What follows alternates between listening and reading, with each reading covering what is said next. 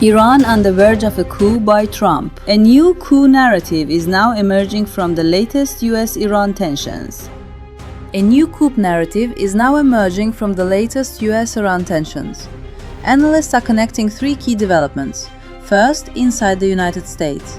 Some legal experts warn, if Trump orders a full-scale strike without congressional approval, it could be seen as a constitutional coup, a direct challenge to Congress, and a potential power struggle between the military and the White House.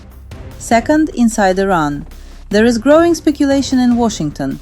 Trump's ultimatums, including the Tuesday deadline, may be designed to trigger a fracture within Iran's military leadership. The idea? Force senior officials to act internally to prevent large-scale destruction. And third, reports of pressure to detain former officials like Zarif and Rouhani. In political science, this is viewed as a political purge, often a precursor to an internal takeover.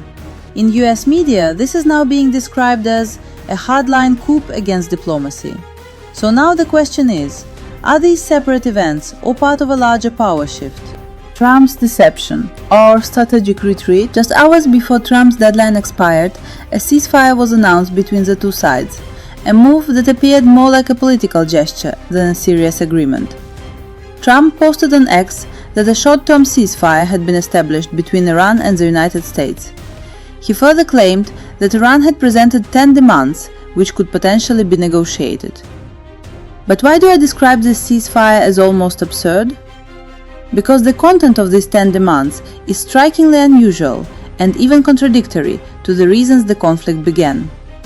For instance, Iran asked for the immediate withdrawal of US forces from the region, compensation for war damages, continuation of enrichment, the complete lifting of sanctions against Iran, and the end of Israel's military actions against Hezbollah in Lebanon.